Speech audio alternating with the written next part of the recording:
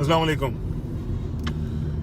मैंने पहले भी अर्ज की थी कि बड़े निहाल हाशमी अभी आने हैं। सियासी शहीद बनने का फैसला इन लोगों ने कर लिया।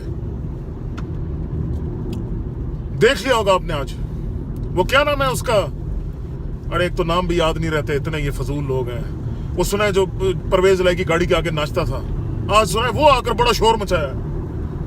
उसने कहा कि आप हमें जो है ना, ये क्या है, ये जीआईडी है, गोश्त की दुकान है। वो हाली तो एक ही हाथ मरोड़िया है भाई, अभी तो एक बाजू सिर मरोड़ा है और ये इतनी चीखें निकल रही हैं। खान साहब ने बिल्कुल सही कहा है कि जब एक नॉर्मल इंसान टीम बनाता है तो वो प्लेयर ढूंढता है अच्छे, लेकिन जब ये टीम बनाते हैं तो ये एम्पायर ढूंढते हैं मर्जी का, और इस दफा एम्पायर इनके साथ नहीं है। तो चीखें क्यों ना निकले? जब फैसला आया, मिठाइयां बांटी हैं जी, हम जैसे जो लोग जो एहतसाब के मुंतजर हैं उन पे इन्होंने हंसने की कोशिश की, उंगलियां उठाने की कोशिश की, मजाक उड़ाने की कोशिश किया।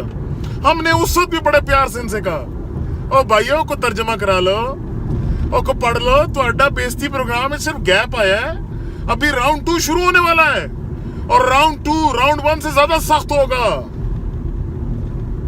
चाहे दुनिया जो मर्जी कह दे, ये जो तस्वीर रिलीज हुई है पिछले 4-5 दिन पहले, उस जीआईटी के एक खाली कमरे में कुर्सी में बैठा, हाथ बांधा हुआ, सर झुकाया हुआ बंदा, ये उसको जितना मर्जी गलत रंग दे दें, हमारे लिए तो वो इबरत की निशानी है कि जो लोग ये समझते थे, ये कहते थे, ये समझते हैं कि ये उनके मुल्क उनके बाप की जागीर है, खान साहब ने आज उनको कटहरे में खड़ा कर दिया। वो मजबूर है जवाब देने पे, उनको पता है कि अगर जवाब ना दिया तो तबाह है, देर ओवर, देर हिस्ट्री, देर फिनिश्ड। तो भाइयों, अभी रोजाना एक नई नौटंकी होनी है, दमादम मस्त कलंदर होना है। Just sit back and enjoy करें।